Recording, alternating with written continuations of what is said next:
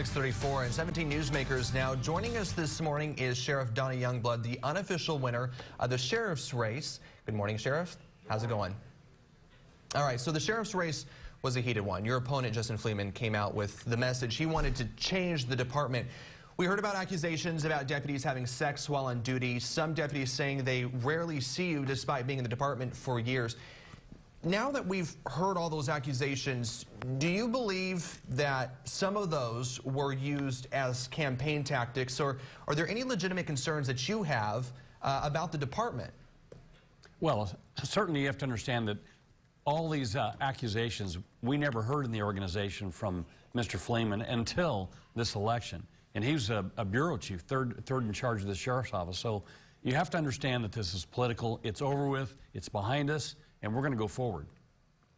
Now, with the election over, will you continue to work with Chief Deputy Fleeman on the concerns that he brought up?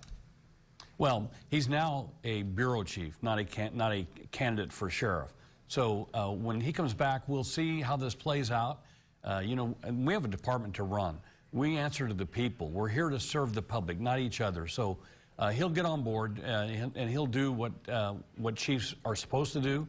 We have a lot of things going forward that we have to look at and take care of. But you know, any of those bureau chiefs or commanders or lieutenants can bring anything forward in the sheriff's office. Almost all of the things that Mr. Fleeman brought up, we'd already looked at. We'd already ruled out because they were illegal, because they weren't financially feasible. So those weren't new issues that I have a brilliant staff there that had looked at all these issues before that. Now, beginning in April, we saw a video back in 2006 that the Kern Law Enforcement Association put out there, and you also had the Kern County Detention Officers Association supporting Fleeman. With those unions having the support for Fleeman, are you and the divisiveness that we've heard about over the last few months, what are you looking to do to bring the department together? Yeah, first of all, the video was released by the Detention Deputies Association, not KLEA. And in the middle of the campaign, Mr. Fleeman was able to do what I've never seen done before, and that's flip an endorsement from a major association. So, you know, we're going to go forward. We're a team. Yes, we're divided right now. We have work to do. We have to bring everybody back to the same team. But this is a team that we're supposed to be here to serve the public, and that's what we're going to do.